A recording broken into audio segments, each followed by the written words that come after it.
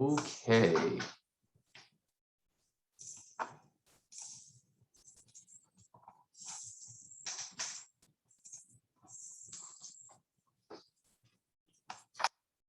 All right. Thank you for coming as always. It's great to see y'all today. Hope that the unit matching exercise got your brain matter activated and that you're ready to solve some more archaeological problems today as a group. We've got a nice little lab set up for you. You're going to look through and handle actual artifacts that are on the table in front of you. We're also joined today by my good friend Grace Ward. If you haven't met her, today is a great opportunity to. Grace is a paleoethnobotanist, and I'm just going to stop there because she's going to give you a couple of slides and share some knowledge with you. Today's component is specifically focused on material cultural analysis. Unfortunately, in 2 hours, we can't even come close to covering the full breadth of material data that you might encounter in the archaeological record. But today we're going to give you some of the most common kinds of data, and we're going to tie them into a case study so that you get to think like an archaeologist. And now that you've been primed with the unit matching activity, y'all are going to be experts. So I'm very excited today, and I hope that y'all are as well. Without further ado, we're going to go ahead and might want to turn this on and talk about it. So one class of material data that is included in the lab and is incredibly common in the archaeological record is rocks. You encounter lots and lots of rocks. Usually it is the most dense category of material that you will collect. I think for the Rainy Field project, we definitely have thousands of rocks. They're in my office right now, mostly limestone, but lots of chert. You're going to encounter lots of chert. Chert is flint is the raw material that is utilized the most to create stone tools. It predates pottery. Pottery is something that I specialize in, but it is in a way self-limiting because there are cultures that existed that never even came up with how to make ceramics. So you will always have to deal with stone tools if you decide that you want to pursue archaeology as a profession. Some of the things that you will encounter that include stone tools are projectile points. These are the things that get avocational archaeologists most excited, as well as the general public, because stone tools are cool. I don't know how else to explain it, but there's been a lot of study of stone tools. We have all these elaborate typologies that exist. These are a couple of my favorite kinds of typological illustrations. These are this one in particular is in a publication called Story in Stone. It's very good. The artist who helped produce this publication is very talented, clearly. And if I ever meet this person, I will ask them to help me because it's a magnificent volume. This is actually, I bought this poster. It's hanging up in my room because I'm not a nerd or anything. But so there's lots of typologies. Typologies basically establish different kinds of artifacts, in this case, different kinds of projectile points that vary in size and in their form. Boy, it'd be great to find something like that in your unit one day, but those different types often can be seriated according to time. Some people know the stone tool so well as the kind of raw stone material that outcrops in certain areas that they can actually tell you the time frame and the cultural group that made that stone tool. I can tell you some of that, but I can't. But I'm not an expert, and I am limited to this region for the most part. If you do CRM, if you do the shovel bumming route to becoming an archaeologist, which is what I did, it's a long route, but it's a way to get there. You'll encounter lots of historic flint and chert materials, and you'll probably handle a lot of gun flints. So Europeans that came over, they brought firearms with them. And for the early firearms, especially, they basically used these square chipped flint pieces that they would use to basically spark with the hammer when they pulled the trigger. It would release a spark, ignite the gunpowder, and then shoot the projectile out of the muzzle. Some common projectile points that you see in this region, as well as the eastern woodlands in general, from the Rocky Mountains all the way to the Atlantic Ocean and down to the Gulf Coast, are Madison points. Madison points are basically arrow tip points. Important thing to note: the bow and arrow was created and adopted around 700 AD for the most part. Different groups adopted this technology at different times, but boy, oh boy, did it change the nature of the game. Before the bow and arrow, you had atlatls, and this is an atlatl, a rather cool one if you ask me, but this is an Inuit hunter, and what they're doing is they're using an atlatl. The atlatl itself is actually this little part that you can see here, not fully, but it's there. And what it does is it's basically a hook, and it hooks into a little dimple in the end of this long dart. The dart itself is usually made out of reed or cane or something of that nature, a light, straight material. And you put a larger projectile point on the end of it. And what the atlatl does is it's a lever. If you think back to your 5th grade physics class or natural science class, you might have learned what levers are. And basically, if you extend the length of a lever, in this case your arm, that pivots at your elbow, that increases the force with which you can move something in space.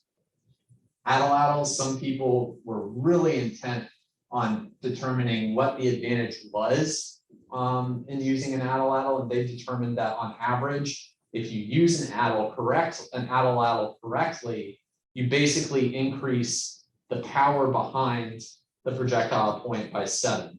So if you take a dart and you throw it with your arm, and then you take an atlatl and you throw the same dart with the same amount of force, if you do it correctly, it'll go 7 times faster than if you threw it with your bare hands. The bow and arrow, like I said, changed the nature of the game. They could shoot farther, more accurately, and of course this translated to hunting practices, revolutionized the nature of hunting. It also revolutionized warfare. Post 700 AD, you had to have a bow and arrow if you were to encounter other people or animals. Yeah. Was the bow and arrow developed independently by our city cultures? Yes, it's something that independently developed all over the world. In native North America, AD 700 is the date where we start to see it. But different groups adopted it at different times. Some groups adopted it very late, like after AD 1000. So for the most part, the bow and arrow is, I'm going to focus mainly on its context in North America, but the bow and arrow, these metrics for understanding its placement in time vary depending on where you are at in the globe. Not only was there a revolution in addition to the appearance of the atlatl, which happened well over 7,000 years ago. I can't remember. Do you know off the top of your head, Grace, what the oldest atlatl age is? No. It's really old. It's a really, really old tool. Like the bow and arrow, you see it globally. Human beings caught on independently and figured out that this was something that they needed to make and have. Are there cultures that are that don't use projectile points at all? That's a good question. Right? I think there are definitely cultures that don't have access to stone, and my mind goes to Amazonian people, and they're using blow darts. Right. So you think like the technology may be the same, like they may still have bows and arrows, but they just don't have stone to make the tips. Right. And so they use universal technology as far as. Yeah. Yeah. For the most part, like I struggle to think of a culture that doesn't have one of these 2 items. Yeah, and the cultures that did make and use the bow, which is pretty much everyone at some point or another, eventually they revolutionized that and they made the recurve bow. The recurve bow magnified the force of a projectile, much like the atlatl does for your arm. So here's your traditional bow shape. And this is with it tied off. If your bow looks like that before you tie it off, it's not a good bow. that's what it should look like before you tie it off, because then it doesn't have any, like, it's not gonna force your arrow forward. The recurve bow, when it's flat, looks like that. And then you have to use some elbow grease, bend it back. And it looks like that when it's strung up. So this simple difference in form is really critical in terms of practical use, because the recurve bow basically allows you to shoot your arrow farther and harder. So that was another innovation in this technology that really changed the game. You can roughly tell how old a context is based on the size of the projectile point that you find. If it's a small point, like roughly this size, like between that range, if you can hold it between your fingers for the most part, you're probably engaging with a culture that had bow and arrow technology. If it's a larger point, like, whoop, going in the wrong direction. Here we go. If it's something like that, it's probably a spear point, or if it's somewhere in this range, it's probably a dart point, and that you're dealing with a culture that had atlatl technology. And that's an older culture. So that's a quick and dirty way to know whether or not you're dealing with a culture that's pre-AD 700 or post-AD 700 in North America. Oh yeah, and if you have an atlatl, here's a full picture. I was staring me in the face. Atlatls look like that. They're often highly decorated. If you get into Mesoamerica, sometimes you can find some really cool looking ones that are made out of animal bone, sometimes human bone. Whoa. And they're often inscribed with all sorts of elaborate designs, and some of them are super cool to examine. Robert Hall, who's a famous Eastern woodland archaeologist, actually did a famous study where he looked at atlatl designs and the nature of placing banner stones, which are also precious stone materials, usually really rare stones if it's a very decorative atlatl. He actually did an amazing study where he looked at all these different atlatls, and then something clicked, and he actually started putting calumet pipes next to the atlatls, and in fact, the designs were very similar. And he ended up claiming that there is this relationship between smoking pipes, ceremonial smoking pipes, and the actual atlatls. And there are even some examples of atlatls that do have pipe bowls on them. Why would that be? The calumet pipe is a peace offering. If you're a member of a Native American culture and you're in a canoe going down the river and you and your buddies have a calumet pipe and these bad tribal people start attacking you, if you hold up the pipe, that's a peace pipe, and it's a pan-American, pan-North American symbol that is very significant. And in fact, you would stop getting attacked immediately when that calumet pipe came into view. If you're interested in learning more about that symbolism, I have a great resource for you. It's called The Archaeology of the Soul, Bob Hall, 1997. There are also some really neat stone tools that are used for crafting elaborate artworks that aren't atlatls. We often encounter these tiny little slivers of stone called micro drills and microblades. We get really excited when we find them here because we know that they're crafting shell artifacts into beads when we find those. You mount, much like you mount a projectile point on the end of reed to make an arrow or a dart. You mount bees on a similar kind of material, but you're making a drill, and that's to drill by hand through shell, which takes quite a bit of time. Juan Carlos Melendez, who recently got indoctorated here, he actually used this technology in an experiment to determine how much time and effort it took to work greenstone, which is an igneous rock that outcrops in Guatemala. It also outcrops in the southern Appalachian region here in the eastern woodlands, though the greenstone down in Guatemala is a little bit more pure, and the greenstone out in China is the purest. It is jade at that point. And he determined that it took several hours of drilling into this rock to actually get it to have a perforation on it. So working with this technology is character building, to say the least. You also get a lot of information from looking at the cores and looking at the scars on the cores. You can tell even without having the stone tools there in your lab or around that core, you can determine what kind of stone tools are being produced by looking at the scars on the core. And in fact, you can determine whether or not there are micro blades and micro drills being produced by the nature of long lamellar-like scars on the cores. And what that is they're positioning the core in a specific way so that they can chip off those precisely thick triangular or trapezoidal shaped cross section. Notice that we've got a triangle cross section here. We've got a, oh, come on, there's a trapezoidal one right there. If it's the right thickness and it's not going to snap on you when you're drilling for hours and hours and hours, you've got a good micro drill or a good micro blade.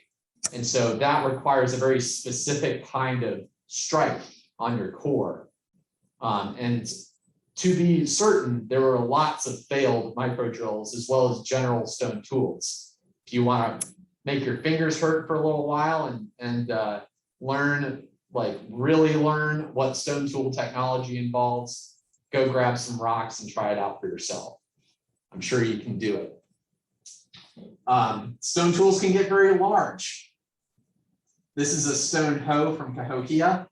That's my lap. I'm not a very big person, but it doesn't take much to show you that that is a big hoe.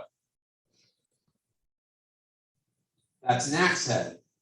So these actually were recycled. They were placed in pits and stored. The cores themselves were stored because when you're on the floodplains, guess what ain't on the floodplains? Any kind of rock. You have to go over 5 kilometers out of the floodplain to get flint, let alone any kind of rock like limestone that you can use for cooking, for like hot rock cooking, where you leave the rocks in the fire until they're actually glowing red, and you somehow, without burning yourself, transfer that into a vessel that contains a liquid you want to bring to boil. Here's some more cool things. Here in St. Louis, we're very proud of our flint clay. That's what it looks like. If you want to sound like a really cool archaeologist, you can call it fire clay. It also outcrops in Iowa and Minnesota. There's Pipestone National Monument. If you are really excited by this kind of material and you want to see where they were traveling great distances to get this material and not traveling to St. Louis, because Jefferson County actually has flint clay. It's one of the few places in the continent where this stuff outcrops. So this is another really interesting diagnostic material. And not only that, but the American bottom is famous for having these elaborately carved flint clay statues. And they feature all sorts of animals and male and female anthropomorphic subjects, oftentimes people that were prominent characters in Native American myths, such as Turtle Man and Earth Woman, also known as Selu among the Muskegean-speaking cultures. Igneous rocks were particularly valuable in this region as well as other parts of North America. You had to travel to the Ozarks or the Appalachians to get igneous rock. You have all sorts of igneous rocks that pop up. There's all sorts of classifications. You can find snowflake basalt, you can find diorite, and other variations of this material. But they were really useful because they were really hard. They made really great axes, and you could really mess someone up with it. So, and not only that, you can carve it into something that's really elaborate. And there's this whole symbolic aspect of using greenstone celts. And at the Grossman site, actually, not far from here, I think less than 15 kilometers, they actually found a pit that contained well over, I think they had like 93 or 92 of these stashed in the pit. And that was really exciting. It was published in Antiquity. You can see that some of these eccentric flint materials get to be very elaborate. And it makes you think of how talented that person was who was chipping at that rock for their entire lives. And then you've got all these really neat pipes. This is a bifurcated pipe. And the idea is that you're smoking it with someone. So you have a person on both ends. Makes you think about the role of a peace pipe in Native American societies. Yeah. This is a greenstone spud. Spud is a term that archaeologists made up. It's rather silly, but this was actually a status symbol. If you had one of these, you were an important person. You were a righteous dude, as they would say. This is an ear spool, also carved from stone. That sucker is so big. If I held it in the palm of my hand, you would just see the very tips of my fingers. And that was hanging on people's ears. Yeah. All these examples in front of you, except this basalt axe head, these are from the Spiro site. This is from Cahokia, and this is from the American Bottom region where Cahokia is located. Okay, pottery. One of my favorite categories of artifacts. Pottery tells you a lot. You can start to get at things like diet and subsistence. You can start to get at cooking technology. You can get at symbolism. You can get at geomorphology and natural contexts of cultures based on the kinds of clay that they have. If you get really, really intense in your studies about ceramics, you can identify whether it's kaolinite clay or smectite. And these are all different classifications about the kinds of raw material that clay naturally occurs in. So smectite and kaolinite are actually different arrangements of clay platelets. Clays are basically grains that occur as planar, flat little discs. If you look at them under a microscope. So if you look, and this is a 3D representation, this is really close, this is really far. You have these little platelets, basically. There's the edge right there. That's what it looks like if you're looking at it under the microscope. And the way those platelets arrange themselves, if they're stacked on top of each other like that, and it's a really dense clay, it's kaolinite. If it's all loosey-goosey and it looks like a terrible mess, it's smectite. And they bond differently. It makes higher quality or lesser quality clay depending on the source of the clay itself. Yes? Which is which? This is kaolinite, where it's really nice and well sorted and arranged. This is smectite, where it's a terrible mess. Hence the name smectite. Sounds messy. Yes. This is going back, just since you're taking questions, I was just curious. Do you know what spuds are used for? They are strictly, okay, you want to learn a fancy term? They're sociotechnic. Sociotechnic, or if you prefer hypertrophic, those terms are fancy ways of saying they don't make practical sense. They aren't used for chopping wood or digging in the ground or anything like that. They are strictly used as a social status symbol, much like having a bunch of badges in the military. Those things don't do you any good when you're in a fight. But if you see someone with a lot of medals, you know that is a bad man of JAMA. You don't want to mess with that person. And they get a lot of respect. So in a way, those terms refer to tools that do you lots of good in the social world. Okay? Does that explain it well? Yeah. Great. Okay. Back to clay. So there are different ways of making pottery vessels. These different methods you could even use to assess temporally where in time a culture is at. You have little pinch pots. This little pot is about that big, and it's exactly what you made in kindergarten. You just pinched a bunch of clay together. Usually those tiny little pinch pots are actually for holding paint. So when it's done and it's fired and you put paint in it, you can just stick your finger in and get that paint and apply it to your face or apply it to whatever you want painted. You can coil your clay. So you basically make those long snakes of clay, and then you wind it up on top of itself until you have the right vessel shape, put some water on the outside and the inside, and then you get a nice little massage and it becomes a smooth, pretty pie. And you can make it look really interesting. You can add your own elaborations. You can take little pieces of clay and mold it into design and stick it on there as an adorno. Oftentimes we have rim rider vessels where we have like birds' heads and other little humans and animals decorating pots. Those are really fun to find. You know that you reach the time of European contact when you see wheel-thrown pottery.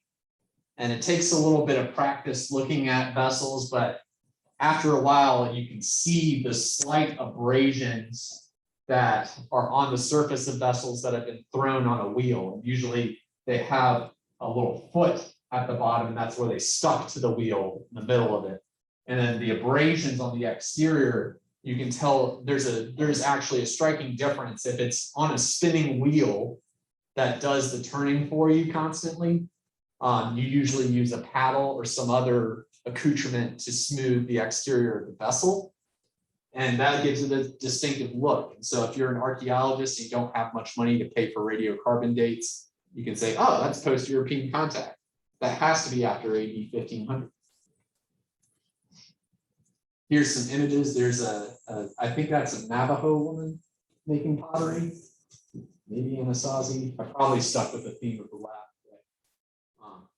And that's probably an Anasazi woman. There's lots of really great videos online if you want to see different potters and different cultural groups making pottery. There's lots of African groups that have been documented, and a lot of those videos are on YouTube for free. And it's super interesting because you get at like the significance of going to a clay source. Oftentimes only women can go to them because they're going into the earth, which is a symbolic activity, and men are not allowed. You're not supposed to go there if you're a dude. Once you get your clay and you formed it the way you want to, there are multiple ways of firing it. In North America, you know that you can basically bank on the fact that your pottery was fired in a pit. They didn't use kilns except for rare circumstances after European contact. Pit firing was also like, it's another one of those character building activities. So you spend all this time putting all this love and affection into making your pottery, and you put all these decorations on it. It looks so great. Then you pile them all up in the middle of this big old pit, and you see all this broken pottery on the outside. That's post-firing, and a lot of them break during firing. So don't get too attached to your pottery if you're going to fire it in the pit. That's what it looks like right after the fire has gotten to the point where you can pull your pottery out. So you rake off all the burning ashes and get your pot. Hopefully it turned out just right and didn't break. If you're in the old world, or if you're dealing with post-European contact, North American contexts, you're going to encounter pottery that's been fired in a kiln. And like I said, this gives your pottery vessels distinct characteristics. It also increases the hardiness of your pottery. It could withstand greater temperatures after it was fired in the kiln, of course. This is actually a dragon fire kiln. Where do you think that came from? We're dealing with cultures that are in North America after European contact. So there's globalization happening. And I'm going to give you a hint and say it's a dragon fire kiln. Who do you think introduced this technology to North America? Any guesses? Like place-wise? Yeah, where elsewhere in the world would this technology have been brought here? Hawaii? I'm just a guess. I don't know. Well, it's a good guess, yeah. I want to say China just because of the dragon thing. Yeah, correct. Yeah, the Chinese started to come over here. They basically were leaving China, came over here, and they were employed in constructing railroads and mining and things like that. They were doing a lot of hard labor jobs. But in South Carolina, where this kiln is actually located and has been found and is now part of a historic site, it's one of the very few rare examples of a Chinese kiln that exists in North America that dates to colonial era time. And if you go to South Carolina, you can look around at some local artisan pottery stores, and you just might be lucky enough to find some of those vessels that have been fired in a dragon fire kiln. And if you do, and you identify the maker's marks, hold on to that pot. It's probably worth a little something. And it's post-European contact, so it's an important piece of history. So that in and of itself makes it valuable. Like stone tools, pottery has been studied from a chronological perspective. They've typed various kinds of pottery. They've looked at the shapes, and we're going to learn how to examine all those shapes in just a moment. And they've been arranged using statistics by context over time. And in fact, before radiocarbon dating, you used to do what's called a seriation, where you use statistics to measure or to determine the densities of different pottery types and different features. And then you would use superpositioning, the law of superpositioning, which we learned about earlier, to statistically determine where in time those pots are located, essentially, temporally, for lack of a better way of describing it. And these statistics produce what we call boat curves. They're called, or battleship curves. They're called boat curves and battleship curves because some of them conform to a roughly boat shape, but not all. Some of those curves are honestly just a mess. So yeah, you can do chronological sequencing. You can determine the function of the vessels. You can also look at the designs of pottery. People like to put symbols on their pottery that are representative of their identity. Some of those identity symbols can actually correspond to family associations or even individuals, which is really neat. Though in that case, they're maker's marks. You can actually identify the specific potter if you have a maker's mark. So that makes it really valuable as an information source. And also you can do technological analysis. And if you really want to be a good archaeologist and build some character, you can analyze all of your potsherds, your thousands and thousands of potsherds, and then you can refit them. But at the end, you have a beautiful pot. And it's quite a good feeling when you refit almost an entire vessel. Here's some examples of some of those symbols that I was telling you about. These are actually from the Swift Creek archaeological culture down in Georgia, Alabama, and North Florida, and they date to the Woodland period. Swift Creek culture basically goes from about 600 AD to 200 BC. And their designs are really elaborate. If you read, I think it's Winters is his last name. I can't remember his first name. Do you remember his first name? Carol. Oh, okay. Carol. There's an H there. Gotcha. They did a great study where they actually looked at and typed all these different stamping designs. This is where you take a wooden paddle and you design the paddle and then you stamp it all over your pot before you fire it while the clay is still wet. And they did this really cool study where they used GIS to determine the locations of paddles and certain decorations on pottery. And they started to do paddle matching. So they were matching the designs that were impressed on pots to the actual wooden paddles. And they were following the locations of these things over time and finding that ultimately what their argument claims is that pots were being exchanged during funerals and marriage ceremonies. And the paddles were really critical because you could determine who was making that pottery and where they came from. And so if you find a paddle, that's really useful because then you can use the designs on the paddle to determine where all the pottery went that person was making. It's a classic study. I encourage you to look into it if this interests you. Just like the general principles that I laid out for you for archaeology, there's a lot of overlap with ceramic analysis. There's form. We're interested in function and meaning. But in this case, when you're getting into the nitty-gritty of ceramic analysis, you want to look at surface treatment and paste. Paste is the raw clay and the material in that clay as it naturally occurs. Temper is the stuff that you throw into the clay to improve its hardness and its heat resistance. Form is the kind of pot that you make. It's either a jar or a bowl or a bottle or something else. And then of course, decoration is decoration. And you can use GIS to determine the mobility of these things. Here's some cross sections of pottery so you can see what different types of temper look like. I won't expect you to be an expert at identifying temper today because I honestly just didn't have any hand lenses for you to use for one. So your eyes will be okay by the end of this. But if you have good eyesight, you can still determine temper.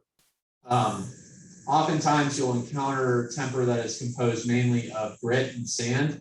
Grit is just basically quartz. I personally look for the shimmering of quartz grains to determine if something is sand tempered or grit tempered. You have grog temper. Grog can be challenging sometimes because what is grog? Grog is crushed up old pottery that's recycled and used as temper in making new pottery. And so it's a pot within a pot within a pot. So sometimes you find pieces of pottery that have different tempers than the grog tempered pot that you're examining. So you've got to be cautious in that case. This is an example from Florida, one of my favorites to show. This was tempered with sea sponge spicules. So you take a sea sponge, like if you're in Tarpon Springs, Florida, and if you dry it out, all the spicules fall apart and you gather them up and they make an interesting temper. Sea sponge spicule tempered pottery is actually super smooth, but super fragile. This is another category of object that can be described as hypertrophic or sociotechnic because it's not a hardy vessel. You can't cook with it. You can't take it a lot of places, but it's really pretty looking and it feels real great to handle. Here's some more temper categories. We sometimes will encounter charcoal. This example is from the Florida Museum of Natural History, like the other examples. Sometimes they'll just take pieces of charcoal and throw that in as temper. This ugly looking mess is limestone tempered pottery. We encounter this all over the eastern woodlands. It was a common source of temper, and pretty much every eastern woodland tribe has experimented with limestone as temper at one point or another. Sometimes we actually find chert debitage, so little pieces of flint are sometimes chosen to be tempers. And then shell.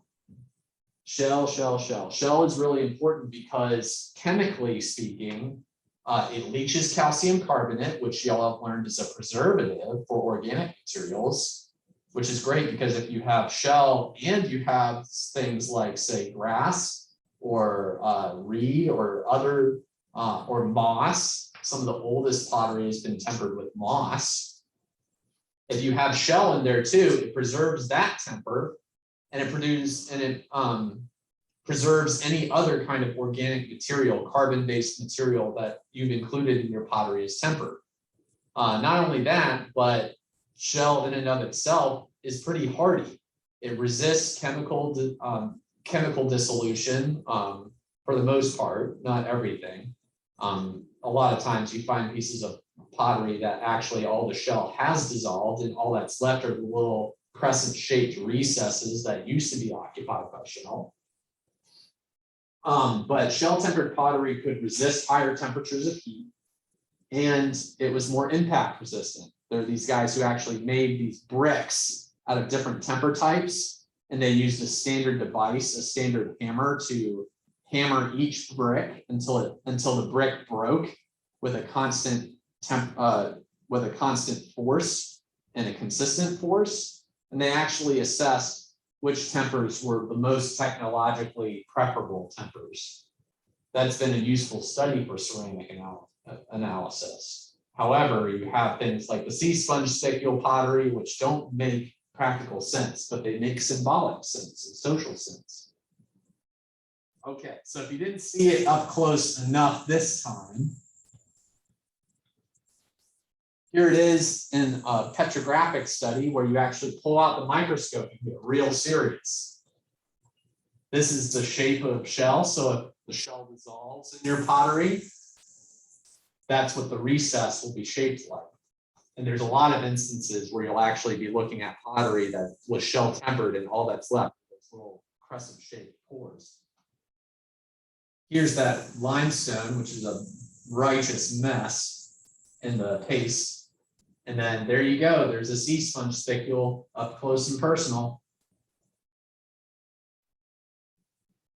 And here's an example of Greg Vogel's ceramic typology for Cahokia, just to give you a good example of what old school typological study produces for you.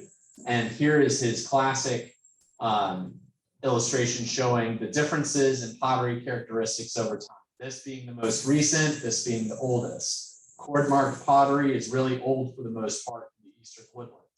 In fact, the oldest kinds of cord marked pottery are cord marked from the rim of the vessel all the way to the base and all over the body. You know that you're getting a little bit more recent in time when they stop cord marking the shoulder and neck, and then they stop cord marking altogether and they start really getting artistic and adding slips and incised designs like these rainy incised potsherds. And some of those rainy incised designs or designed pottery get very large. I've seen some pottery examples that are of the rainy incised type whose orifices are literally that big. So they got really serious sometimes and made some really big pots. They also made plates in shallow bowls that were highly decorative, and these were like platters. These were like your fine china that you'd only pull out on a special occasion.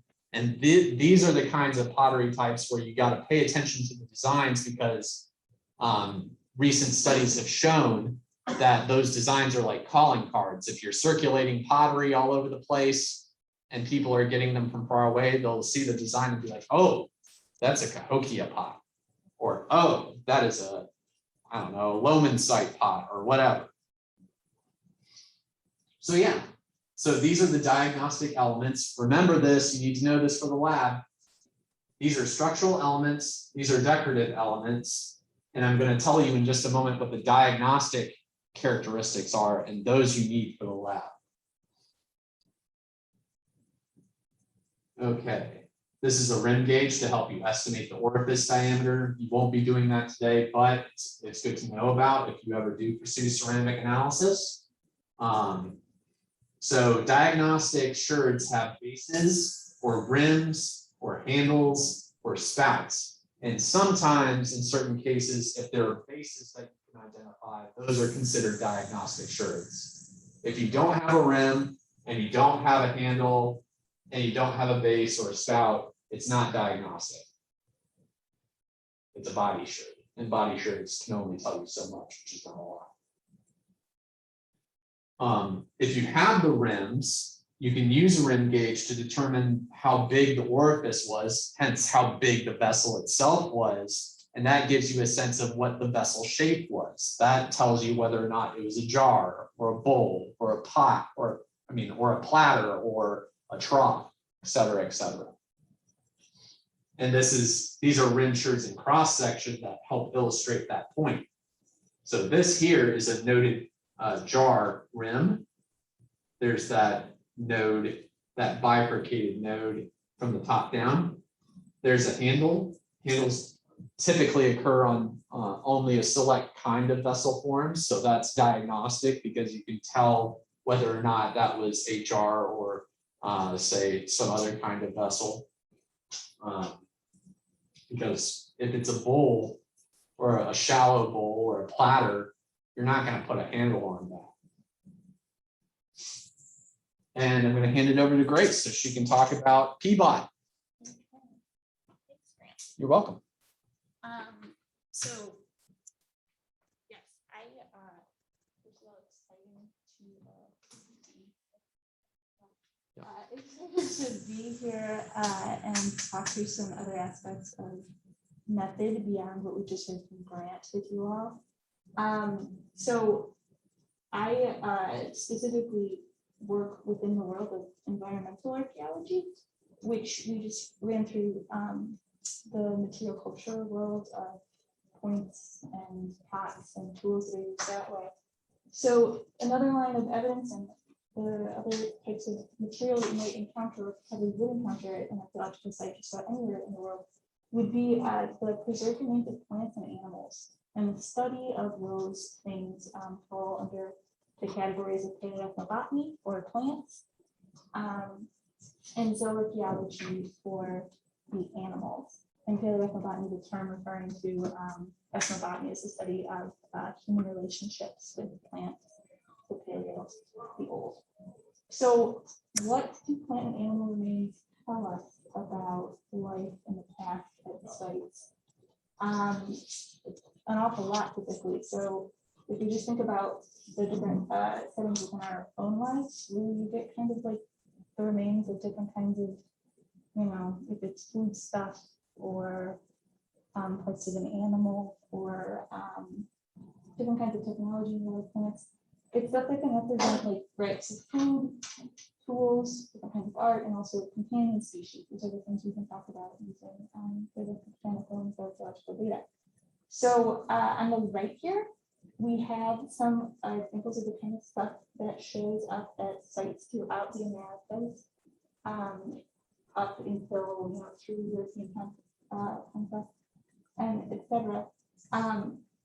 So remains of maize, nuts, beans, and squash, and you'll get a lot of these elements if you just think about like corn, you look at the top and you have like the kernels and etc. that like come off.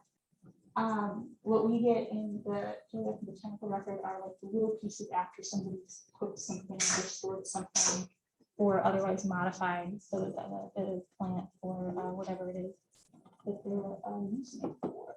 So, okay, so what do we learn from these lines of information? So by examining the morphology of the plant animal remains we find in the archaeological record, we can get at some really interesting human environment relationships and some processes that are pretty common. By pretty common, so like big processes between people and between societies and the environment that kind of like characterize a lot of human social structure and human relationships environment. So things like you can use these lines of evidence to talk about food production, which are the different systems by which people use resources to create food. And so this can include gathering, hunting, what archaeologists and anthropologists call horticulture, which is basically gardening and inclusion of some wild species and domesticated species, or intensified agriculture with the economic basis for our most of the world today. So yes, so by looking at plant animals, we can talk about different kinds of food production through time, because societies simultaneously or sequentially employ lots of different ways of making food. If we think about it in our own society, there are some things, right, that are still wild caught, like fish, interestingly, right? But then most of the plants that we encounter are things that are domesticated. And most of the animals that we eat and the animals that we live with as animal species or pets. So domestication, referring to again this other process that we can look at in archaeological record, the co-evolutionary process whereby humans change the bodies and behaviors of the plants and animals that we interact with most. So kind of key examples being a pig is related to the wild boar. The wild boars, different points in history in different places, become involved in human society, which is a weird way to say it, but it's kind of the best way to describe the complex relationships that happen when animals kind of get brought into human management systems, and through their relationship with people through time, change morphologically to kind of like to respond to meet human needs and also human societies into the larger kind of like topics for another day. Human societies also, adapt and develop around the needs of the species that they bring in. The plant example, the kind of best and most kind of jaw-dropping one would be the relationship between people and this little plant on the left, which is called Hyacinth, which is native to the Gulf River Valley in Oaxaca, Mexico. And over a process that took thousands of years of different forms of selection and different kinds of environmental change, dislocation of the plant, et cetera, eventually we get maize on the right corn, which at this point is one of the big four grains produced globally and plays this huge and kind of strange role in our biotechnical system. So these are the kinds of things we can look at. Again, in the lab today, we'll be looking at plants that represent, at plant remains that represent the relationship between people and domesticated species and non-domesticated species as well. So that's it. Oh, I have a question. Yes. So if you store grain or if you produce lots of grains as opposed to say gathering meats, what's an advantage to having grains? An advantage to having grains? Arguably none. So there's you mean in terms of okay, so if surplus is an advantage, you know, this is it's a particular way of interpreting it. So one thing that archaeologists do a lot is talk about how different kinds of plants and animals and different kinds of relationships enable certain forms of society to develop or not, and certain like social processes to occur. So for the grain example, so the growing of like wheat, the growing of domesticated maize, the growing of domesticated rice, these are things that because of the way that humans are able to control the reproductivity of those plants, they can produce a lot more reliably, perhaps, than if they were relying on gathering the wild relatives of those plants. So in that case, there's arguments that have been made for different kinds in different places, including the role of maize in some societies in Mesoamerica, the American Southwest, that once you have this relationship with this little biological being that's so attuned to human life, in this case maize, which we made into this like very juicy looking cob there, that then allows you to, in controlling your food source, to then perhaps stay in one place, build larger settlements around the area that you're where you've located your fields, your ability to produce more and then so save more for future years becomes something that we think might, that again in some cases can have this social effect of allowing people to again stay in one spot and build maybe different kinds of societies than you would see if you were if people are relying on wild plants, which often in different kinds of places in the world equals kind of like a more mobile small group kind of lifestyle where you have people moving according to available resources for producing and controlling the life cycle of those plants. So yes. Yeah. And Grace is totally correct about there being also some disadvantages to relying on things like corn and stuff in the absence of meat. Like in terms of nutrition, would you like to describe some of those disadvantages? Oh, so I mean the other side of when we're talking about surplus, overproduction or reliance on a particular species, if we just think of elements within our own recent global history and perhaps parts of the world today, and also times in the past when societies become, one thing that can happen with agricultural systems is if you're producing one form of grain and you come up with labor systems in which people are kind of alienated from their ability to like produce their own food and become kind of like dependent on mass production of like one kind of plant, monocropping in the kind of context that we think about it in in today times in this area, but different times in history, including sometimes before contact with Europeans and indigenous history of the Americas, you have a hyper reliance on something like just maize, which is just going to, in terms of nutrition, not meet the entire complex of things that people need to be healthy. And so then you'll see during periods of hyper reliance on any given like on a grain, for example, you'll see all kinds of pathologies develop. So little things, there's different things like pellagra which is a deficiency specific to when people are in the situation where they're only consuming maize.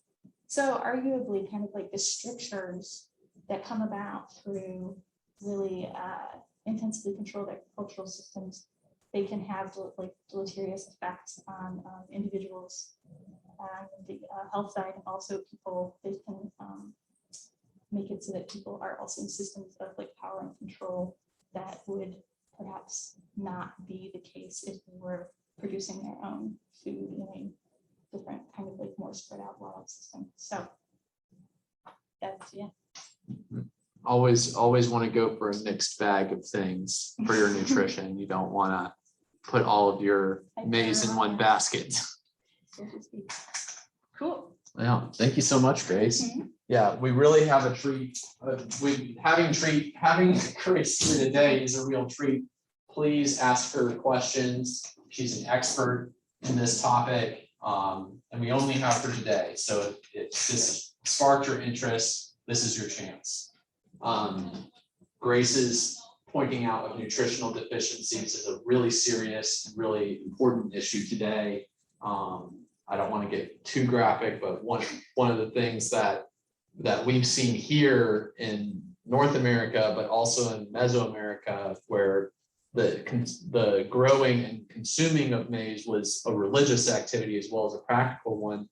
They ate so much maize and lacked so much iron in their diet that they actually had a parodic hyperostosis, and there were actually pores in the backs of their orbital lobes, and the bone was literally starting to become brittle and fragile, and you can just imagine how painful that would be to experience. So yeah, listen to her. She'll keep you from getting terrible diseases from nutritional deficiencies. And things like that also cause our genes to change over time.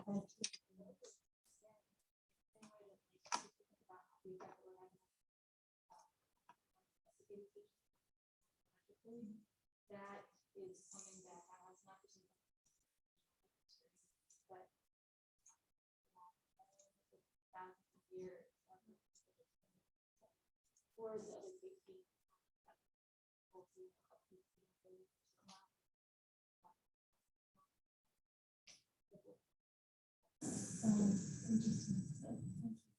Yeah, and start to think a little bit for the lab that we're about to do about topics like domestication, what that looks like in plant and animal materials, bones and seeds and pieces of plants. Okay, so pardon the Boy Scout symbol here. I'm actually adapting this presentation that I gave for the Boy Scouts who did this very same exercise virtually. So if they can do it virtually, you sure as heck can do it in person. And you still have a lot of gray matter in your head, so you can figure it out. Like the topic. So this, if you're ever out in New Mexico, visit Taos, just do it. Or Santa Fe, or both, ideally, because A, they're amazing landscapes to see. You'll be inspired if you're an artist.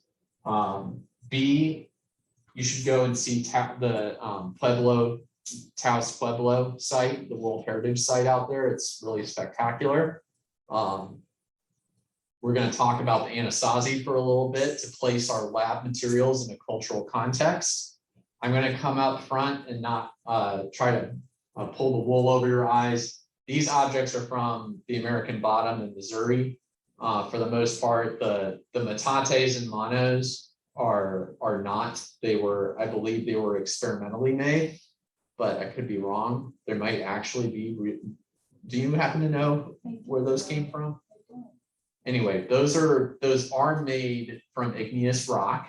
You'll get to handle them and everything. But those are very similar to the kinds of monos and metates that you would encounter in the Southwest among Anasazi tribes. And you would also encounter them in Mesoamerica. You see them all over the Americas. You see them in the Old World too, but they take on a different shape. They have different characteristics than the ones in the lab today. But that will be another treat for you in just a little bit. So who are the Anasazi? The Anasazi is essentially the ancestral Puebloan groups of tribes that are united by a common language or sets of dialects. They cover basically almost all of New Mexico, East Texas, Southwest Colorado, Southeast Utah, and a good chunk of Arizona. And then at some point in time, you have some distinct dialects that diverge from the general Anasazi language. And you have this archaeological culture called the Mogollon, basically become much more distinctive from the general Anasazi category. And this is largely based on language and material culture. Okay.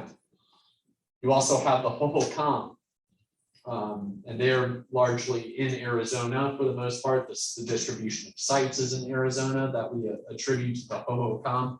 And thankfully, we also have a lot of ethnohistoric records that reinforce these findings.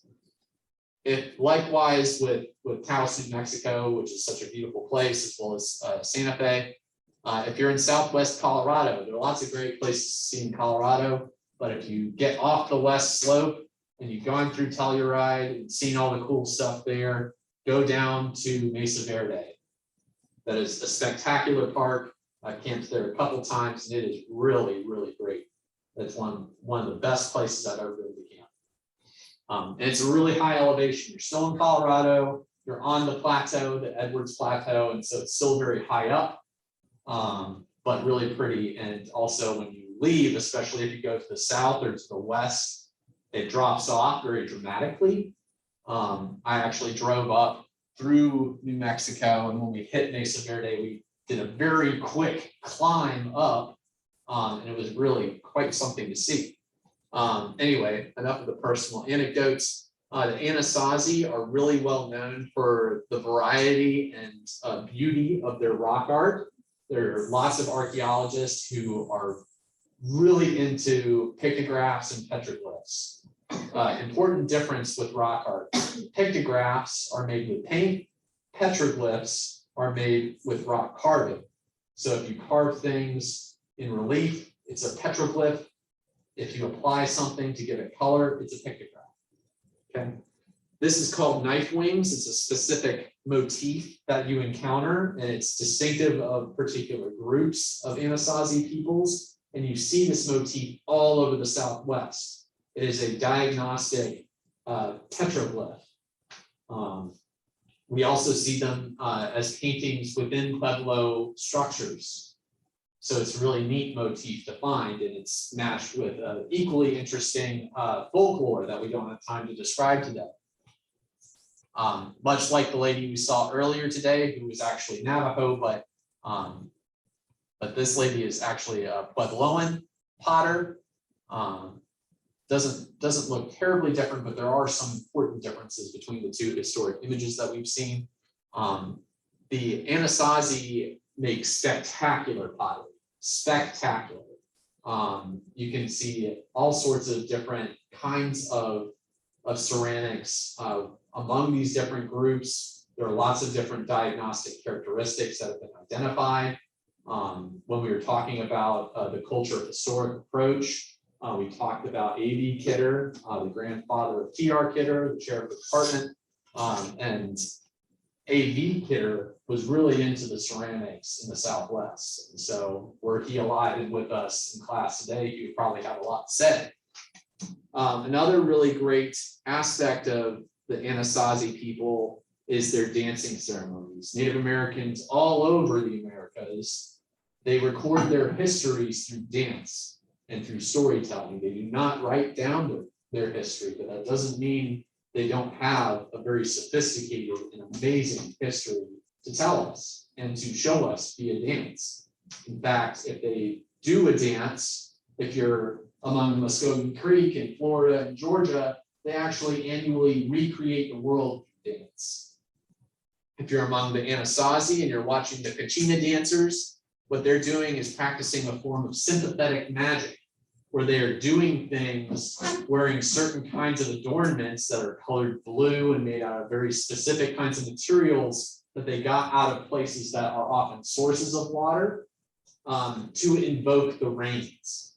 So sympathetic magic, a simple definition is that you give something in order to get more of the same thing, okay? So Kachina dancing is most often done to invoke rains because this is a very dry part of the continent.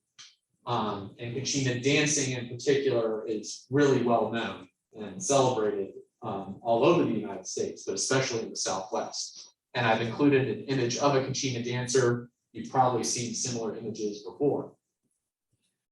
We know a lot about the Anasazi because Francisco Vasquez and Coronado, or de Coronado, arrived there in the 16th century. Those Spaniards went and caused a lot of mess all over the Southeast and all over Mexico and all over Peru and other parts of South America. But at least they wrote it down. So we know a lot of accounts because these Spaniards were recording them really actively and maintaining a record so that if they made it back to Spain alive, they could share all of their memories and really inflate their egos. In West Texas and in southern New Mexico, we've actually divided the archaeological record into time periods, which is typical practice all over the world. If you're an archaeologist, they were really clever in the Southwest, and they designated the earliest period, the early pit house period. You might want to keep that in mind. There's the late pit house period, and then there's the Mogollon Pueblo. And then within the Mogollon Pueblo, you have this apex or peak, some would say, in cultural complexity. We're not determinists here. There just seem to be like the right events occurring in the right context at the right time. And for some reason, people got together and were really innovative in their practices, particularly in their pottery. The classic Mimbres pottery is some of the most elaborately decorated pottery that you can encounter in the whole world. And it is really spectacular, as I've already said. Oh yeah, knife links, there you go. This is the layout of a lot of Anasazi settlements. The most spectacular being Chaco Canyon. Here's an aerial photograph of Chaco Canyon. All these large circular structures during the occupation of Chaco Canyon would have been covered up, either with wood, or probably a mix of timbers and straw or hides. They would not be open like they are today. They would be covered structures. And typically they occur on one side of a plaza, and then the pueblos, which are basically multi-room structures. Sometimes they're actually stacked rooms. This is one of the few contexts in North America where you actually see like proto apartment-like buildings. Teotihuacan is another example of a site that has large multi-room structures that often go multiple vertical levels. The Kachina dancers actually use these kivas and plazas for their special dances as well as for secret rituals. The Kachinas are part of a secret society. They share lots of rituals with each other. They don't just dance for the rain, though that's what they're best known for. They actually have deities that they dress up as who are tricksters. I'm trying to remember the trickster's name. In a second. But they have a really great way of disciplining their young. They trick them, and they are a big fan of public humiliation if you mess up. So if you do something that you should not have done, everyone's going to find out. You're going to be embarrassed, and you're never going to do it. But anyway, we each grow up in our own different cultural contexts. Kiva structures, not only were they for a lot of the secret ceremonies that took place among Kachina dancers in general, as well as the medicinal societies that existed among the Anasazi in the ancient past. but they were also stages in a way. Part of these elaborate dances was actually a reenactment of human beings' first emergence from the earth. So it's a dance like the Creek doing the world renewal dances as part of what's called the annual busk.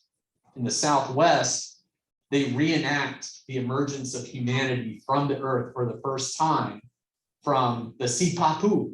The Sipapu is the opening in the crust of the earth that the first ancestors came out of. And so when they climb the ladders out of their kivas and they come out into the public sphere, that's what they're doing. They're reenacting creation for you. So if you ever see a dance in this region, you're really witnessing something special that doesn't happen all the time because you're watching creation.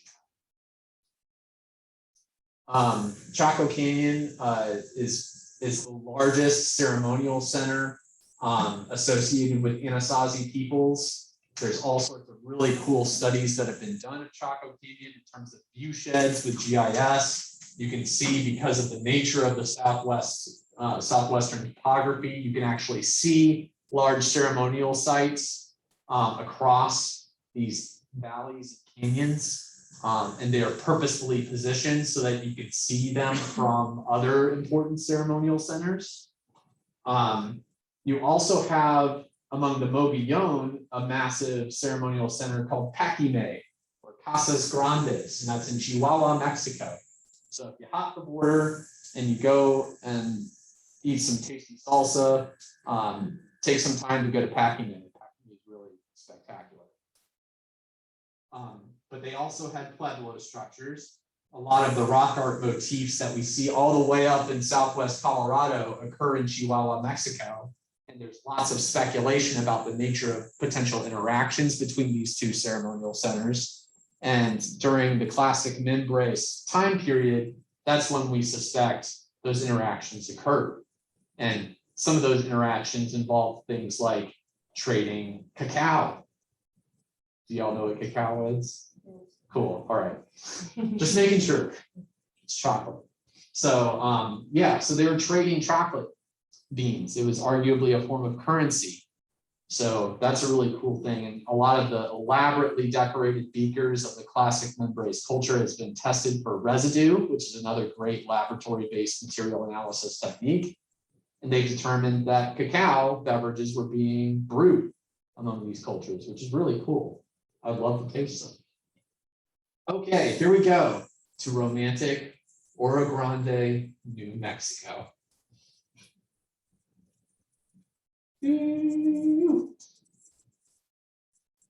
There it is, that sprawling metropolis of Oro Grande. You can see that it's surrounded by desert currently. It is a one stoplight town, so it's very small. And yeah, it's located on well, actually it's off of the Edwards Plateau. It's in the Chihuahua Desert. It's in East Texas. And there was a lot of important changes that happened to the landscape, but I'm ignorant of those changes, and y'all have to help me figure it out today. There you go. There it is on a simple map. If y'all, I hope y'all kept in mind sort of the distribution of different Anasazi peoples, like the Hohokam and the Mogollon, and the Anasazi more generally. If not, it's okay, you can ask me. So here we go. You guys, if you read the project description, which I have copies of right here, y'all can go ahead and start passing it around, as well as your worksheets. We've already done this, but if you don't need a copy, let me know. I'll put that over now. So here we go. I'm going to get your cogs turning a little bit. We need to know what the material assemblages from the Pueblo Feo site, as well as the characteristics of the Pueblo Feo site itself, tell us about the nature of past cultures and their occupation on this landscape. We need to start thinking of some research questions and ideas. There's the satellite image, so you can see it. In case you didn't remember, the Hohokam are in Arizona. Generally, Anasazi-speaking peoples are in southeast Utah, southwest Colorado, most of Arizona, most of New Mexico, and a little bit of East Texas, and definitely northern Chihuahua. Yeah. The Hohokam occupy central Arizona, but much of the state.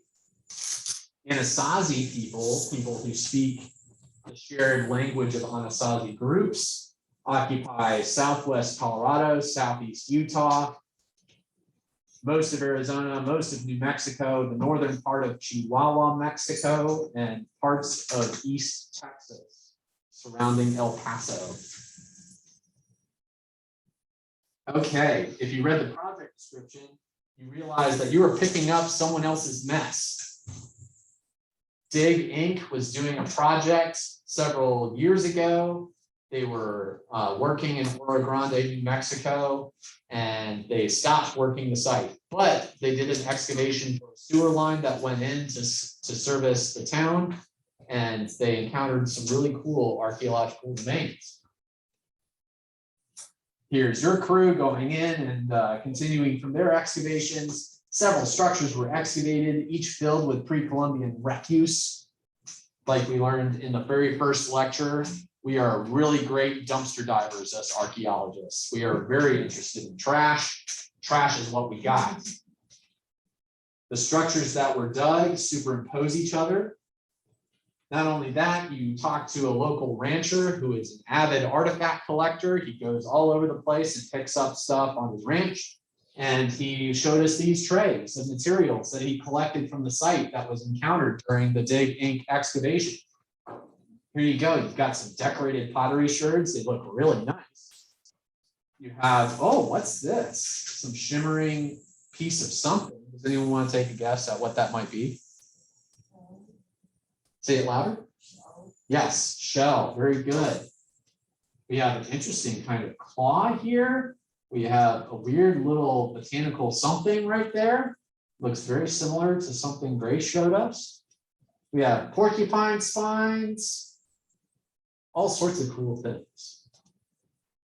Wish this guy could tell us where he picked it up. Oh yeah, here you go. You got a list of all the things there, so it's no mystery. You've got seashells, chicken's fur, bear claw, cougar claw, burned peppers, eagle bone, Minbray's decorated pottery. That's the really fancy stuff.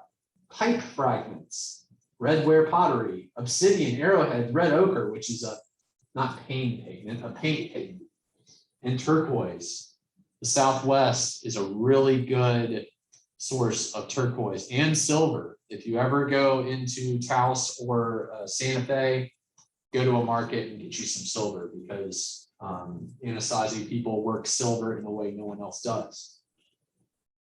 Okay, here's the research design.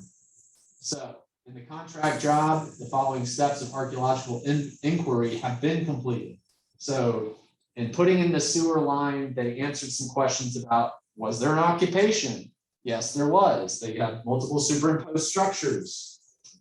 They laid out the nature of their excavations to examine the kind of occupations that took place in that area. They acquired their permits, they did their field surveys ahead of excavations, and they completed their excavations. The sewer line is in place.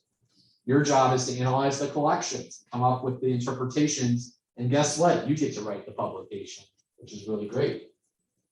Here you go. This was in your packet. This is the first occupation layer that they encountered. Here's the sewer line, and this is the profile. So there's A prime, there's A prime, there's A, there's A. What that is telling you is that if you are standing in this pit that they dug through these structures, then this is what you would be looking at this wall. So basically that's this, but in profile. So think that you're looking at that wall right there in that big pit, okay? Is that the image bird's eye view right now? Yes, this is the bird's eye view of the uppermost structure. And that image is if we were going through the bed. Exactly. Okay. Does anyone need help orienting themselves? Because you're going to get a lot of information from just looking at these maps. And there's a station that's just to give you extra time to think about what you're seeing in the maps. And they're all labeled. I'm not gonna go through all of the labels, but you have colored hearths.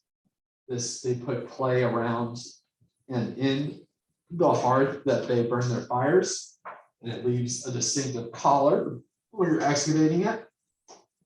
You have multiple rooms. You have false doors. You have not false doors, and you have disturbed pits. So this is probably from looting activity or from other kinds of modern disturbance or historic disturbance. And you got to be careful because some of these pits go into underlying structures. And that's what those yellow lines are. These are other structures that I'm about to describe. So that's just indicating that this is the layer that the Pueblo is in. Got it? Whoa, cool stuff. This is all associated with the Pueblo.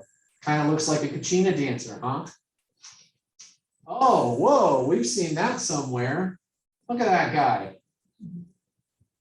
And you got some cool looking weird animals that are not making natural sense. There's nothing like that that actually exists in the real world. But looks really cool on a pot. These are actually kill holes. Kill holes are retired pottery vessels that were ritualistically very important. And so what they did was they wanted to make them unusable to future generations of people. The idea being that if you don't have the proper cultural knowledge that you've learned from a Anasazi shaman, then you are not qualified to use an important and spiritually potent object like these bowls. And so they purposefully puncture those kill holes in them so that they are useless from that point forward. They're pulling those things out of use and out of circulation for future generations. Okay, more stuff. You got all these cool turquoise beads. You got a mono and metate, which is on the table there for you. A different one. This is an image of an actual one from the area. You have obsidian. That's cool. And you have these really fancy looking projectile points. It doesn't look like those were actually used for hunting. Oh, this is igneous rock, much like the metates here on the table. And the places that you can get igneous rock are located basically far away from Oro Grande. Oro Grande is like right around this area. And you see a lot of sources of igneous rock, and Oro Grande is not located in those areas. Wow, you have lots of really cool animal remains. You've got all these really colorful bird feathers, owl feathers, large deer bones, corned beans and squash. Uh-oh, you've got datura. Datura is a highly hallucinogenic substance. Don't ever eat it. You will kill yourself. I'm not joking. Cacao. Ooh. There's a datura seed pod. Again, do not eat this. Do not mess with datura. Look at it. It's pretty. Don't eat it. It grows all over North America. I know 3 Texas State students who have consumed datura by making a tea because they thought they were really clever. 2 of those people are dead. 1 is permanently hospitalized. There's a corn cob in situ from one of the Pueblo structures. There are gourd seeds. There are corn cobs that have been recovered, and there are bean seeds. Okay, next layer down. You have a pit house. It's rectilinear in shape. You've got all these labeled fills, which correspond to a lot of the labels that are on the trays. So you will be responsible for matching them to the features that were excavated with these pit houses and Pueblo structures. That's the layer in the profile that has this pit house.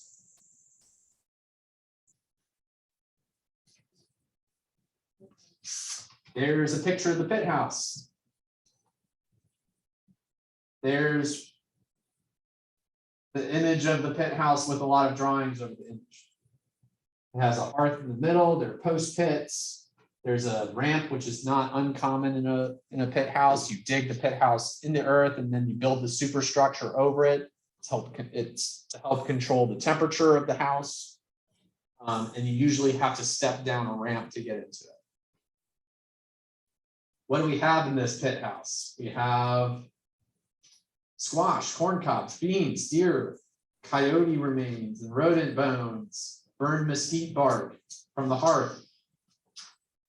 What else do we have? Oh, more ceramics. We have El Paso polychrome, some membrane stuff, some Ramos polychrome. Interesting. We have lots of stone tools. These are called gravers. They're for puncturing hides. We have one big axe. We have scrapers. This is a repurposed projectile point. Probably snapped in half, and then they probably used it to scrape wooden objects. These are rougher looking projectile points. They're definitely hunting with these. And we've got monos. So they're getting igneous rock and they're using them to make monos for grinding plant material. Oh, cool. We've got some sandals. You don't find those in the eastern woodlands. You only find them in dry places like the desert. Got lots of rodent bones. You got a deer scapula that has use wear along that edge. So they probably ate one of those very few deer that walked through Oro Grande back in the way past. And then they used the bones because they didn't have bones that were big enough to use for him up until that point. The cool thing about the sandals is that you have designs at nearby petroglyph sites that match the sandals. You also have some cool masked pictographs. And that's at Waco Tanks in Texas. Okay, this is a reconstruction of what the pit house looked like when it was fully constructed. So yeah, that's what it looked like. How would you like to call that home? Is the image on the left is the hearth or the hearth structure? This is the hearth. This is what the skeleton of the house looks like. And then what they do is they take, yeah, that's after they coated it in caliche. Caliche is the name of the kind of clay you can encounter in this part of the country. Okay, the last structure, pit house 2. It's circular in shape. There's your teammate, your crewmate, standing there for scale. You got post holes all around it. You got a collared hearth in the middle. And you don't have any internal pits. There's not a lot going on inside the structure, unlike the other structures. All you have is that one hearth in the middle that the shadow's covering up, and you have those 2 main structural posts. And that's the level in the profile map that shows you where it is relative to everything else. So when you're looking at the profile, like I said in my announcement on Canvas, you need to think about, oh, what pits are going down into previously existing features? And do those pits correspond to the upper features or the lower features? Think. What's in this pit house? You got very large projectile points. You have a few small points, but for the most part, this is what seems to be reliably associated with the pit house. Oh, cool, you've got turquoise still. Some of these points were definitely dart and spear points. And let's see. You've looked at the Waco Tanks photographs from excavations that have taken place there, and find that Waco tanks outside of El Paso, Texas, those structures are very similar to Pit House 2. And you've got some really rough looking pottery. Looks like it'll get the job done, but it's not too nice looking. And you got them from post holes for the most part. Cool thing is you got a lot of organics. You've got some really rough looking sandals, but they're sandals, and that's pretty cool in and of itself. You also have prickly pear fruit. You have coprolite lenses. Y'all know what coprolites are? Poop. Human poop. Which is really excites archaeologists because you can answer some really important questions with it. You found some bone tools, but for the most part, you just have small mammals, rodents, bunnies, things like that. You've got some woven netting. Some of that woven netting is made with rabbit fur. And you got lots of jackrabbit jawbones. I accidentally hit a jackrabbit on the way to the airport really, really early in the dark of the morning. And that thing messed up my fender. My fender is still messed up to this day because they literally are like that big. Oh, no, in Texas. Yeah, I lived in Texas for a few years, and that's where it happened. R.I.P. Jackrabbit. Yeah, this is what the Pit House 2 structure looks like based on what you examined in the archaeological literature. You got really artsy, and you found out how to make these really elaborate illustrations, and your crewmates got really excited and made this reconstruction for you. They even decorated it with some darts and an atlatl. And they compare very well to Mogollon examples. Take it in. You looked at some old maps, and you find that it fits very nicely within some of these examples from Chihuahua, Mexico. And it makes you think about what are some of the larger patterns taking place. Think of our buddy Braudel that we talked about early on. Think in terms of geographic time. Think in terms of cultural time, and think in terms of individual time. If you think on those 3 levels interchangeably while you're doing the lab, you're going to do really great. Yes. I have a question about the vertical. Does this include both the house? This is the house 1, this is the house 2? No, this is the Pueblo structure. That is the little sliver of the floor of Pit House 1 right there. And the plan view is really helpful. And I've got. Is Pit House 2 not representable? I've got printouts at the stratigraphy station. Y'all are welcome to grab them. But here are the plan view maps. And then remember, you're looking at when you're standing in the trench, you're looking at the structure from the side. So this is only Pit House 1. So all 3 structures are present in the profile. Okay. Feel free to ask me more questions. Again, the printouts are over there. The way that we are going to do this lab is y'all are a group, you as well, and the rest of y'all are a group.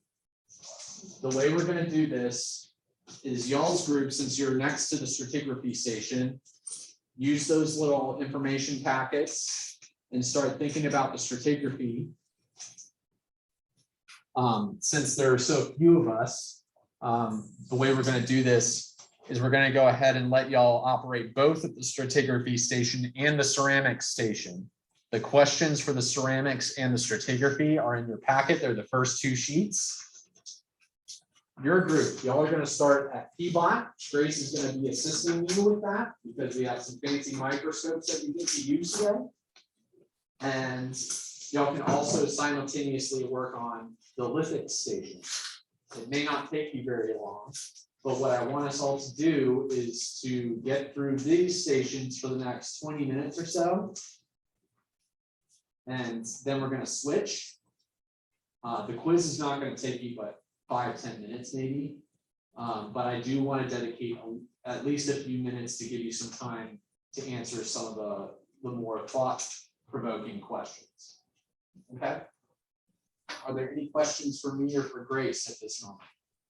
And we'll be walking around, so you can ask us questions anytime. Just like the unit matching exercise, I'm not going to give you the answers, okay? But I will help you think about what I'm asking. And I'll give you some hints here and there, but I want y'all to think like an archaeologist and a scientist, okay? Yeah. Oh, I did. If you haven't turned in your sheets from the unit matching exercise, I'll take them now. And y'all can get started.